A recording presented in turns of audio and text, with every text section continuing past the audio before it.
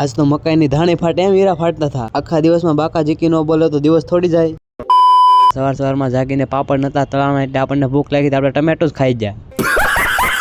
આવી જાય ડાયરેક્ટ મારુતિ ચોક. બરોડામાં આવતા બહુ ટ્રાફિક જામ જોવા મળ્યો. ઓફિસ આવીને ડાયરેક્ટ મશીનની સ્પોટ વર્ટિકલની બાકાજીકી બોલાવી નાખી. લઈ લીધું માતાજીનું નામ ને લઈ આવ્યા નેવ્યા શીરાનો લોટ ને બોલાવી બાકાજીકી. 380 સાલો કરે ત્યાં ભાવેશભાઈ ટોપો ઓઢી લે. હજી તો માંડ કાપવાની મજા આવી જાય. ભાઈબંધ સીવીડી ના હીરા દેવા આવ્યો. 5 હીરા આવ્યા બધાને ભાગમાં. સીવીડી ના પાખડા વાળા કાપે ને ભૂખ બહુ લાગે. બસ લઈ આવ્યા 52 હીરાનો લોટ બોલાવી બાકાજીકી. પડી ગયો લંચ ને નીકળી ગયા જમવા. જમીન એવા જ ભાઈબંધ આયા બાકાજીકી બોલાવતો હતો. કહા ગયા ઉસે ઢૂંઢો. જાડો હીરો ખોવાનો તો મશીન માંથી જ આવ્યો. ખોટો બરાસ મારતો હતો.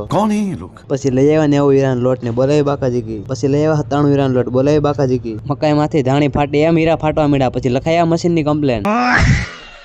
આવી જાય એન્જિનિયર ભાઈ ને કરી નાખ્યા વોટ ચેક કરીને આપી દીધી મશીન ની કંકોત્રી. લઈ લીધો 57 હીરાનો લોટ બોલાવી બાકાજીકી. આખી ઓફિસ શાંત હતી. કોઈને હીરો નતો ખોવાતો. કોઈને હીરો નહીં ખોવાય તો મને કોન્ટેન્ટ કેમ મળશે? વાગી ગયા 8 ને નીકળી જા ઘર બાજુ. બધા ઓવર ટાઈમ કરવાના હતા એટલે હું એકલો નીકળી ગયો. રોજ ઘરે જતો ત્યાં બોડી જોવા મળે. શું જોઈએ છે યાર? બધું જોઈએ છે. ક્યાંથી લાવવું? આ જ વિડીયો જોવા માટે અમને સબસ્ક્રાઇબ કરવાનું ન ભૂલતા.